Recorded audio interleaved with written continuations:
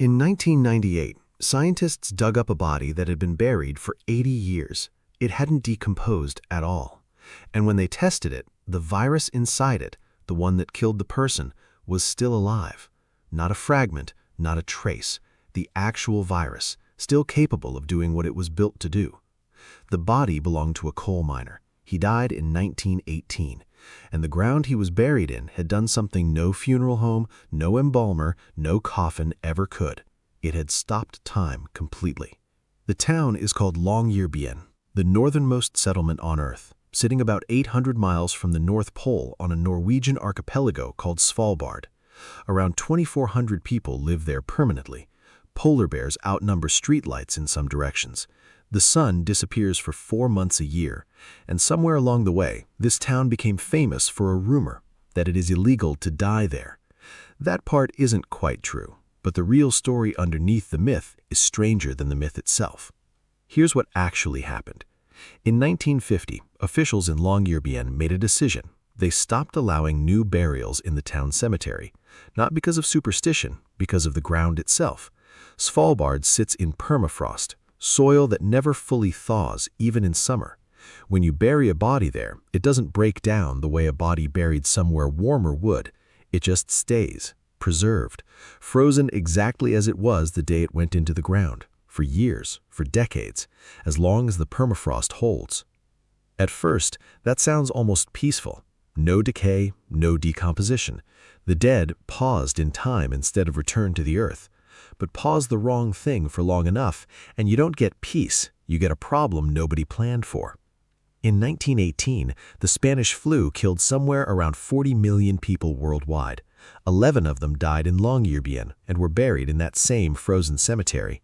For 80 years, their bodies sat there, untouched, unchanged, while the rest of the world moved on, fought a Second World War, invented vaccines, forgot what the original outbreak even felt like.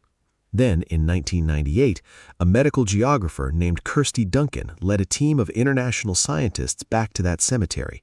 They weren't there out of curiosity. They wanted to know if the virus that caused one of history's worst pandemics could still be recovered, intact, from inside the people it had killed. They exhumed the remains under a sealed tent, working in protective suits, treating frozen soil like it might still be armed. And when they tested the tissue, they got their answer. The 1918 flu virus was still there, genetically intact, not degraded by 80 years underground the way a body anywhere else on the planet would have been. The permafrost hadn't just preserved a corpse, it had preserved the exact pathogen that killed him, the same way you'd preserve a sample in a freezer, except nobody had built this freezer on purpose. That discovery mattered more than it sounds like it should. It let scientists rebuild the genetic structure of the 1918 flu, decades after the only living traces of it had vanished everywhere else. It helped researchers understand why that flu killed young, healthy adults instead of just the old and the weak, something doctors had never been able to explain. A piece of one of the deadliest events in human history had been sitting in frozen ground the whole time, waiting for someone to come looking. But here's the part that turns this from a strange historical footnote into something closer to a warning. Permafrost doesn't just hold old flu victims. In northern Siberia, permafrost has held something far older and far more dangerous: anthrax spores frozen inside the bodies of reindeer for decades. In 1941, an outbreak tied to thawing carcasses swept through the region.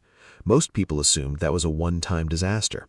Then, in 2016, during an unusually intense heat wave, the permafrost thawed again. The spores woke up. Over 2,300 reindeer died. Around 90 people were hospitalized. A child didn't survive. Nothing new had been created. Something old had simply been let out. That is the real reason behind the burial ban in Longyearbyen, and it's the reason it still stands today. It's not about superstition or town legend. It's about understanding that permafrost isn't really storage. It's a pause button, and pause buttons can be released. As the planet warms, the ground that has held disease in stasis for decades, in some places for centuries, is starting to thaw at the edges. Nobody knows exactly what else is in there. Nobody can know until the ground gives it back. So, no, it isn't illegal to die in Longyearbyen. People die there exactly the way people die anywhere, from old age, from accidents, from illness. What's actually true is smaller and stranger than the myth. If you're seriously ill, you're flown off the island because there's no facility built to care for you there. And if you do die, you almost certainly won't be buried in that ground because the ground doesn't let go of what's put inside it, not your body and not whatever was trying to kill you when you went into it. We tend to think of the past as something that's over, something that decays, fades, gets buried, and stays buried. But underneath one quiet Arctic town, that isn't true. The past is just sitting there exactly as it was, waiting for the temperature to change. In 1998, a team of scientists pulled a piece of 1918 out of the ground, fully intact, like no time had passed at all. And somewhere out there, in soil we haven't dug into yet, more of it is still waiting, not gone, just paused.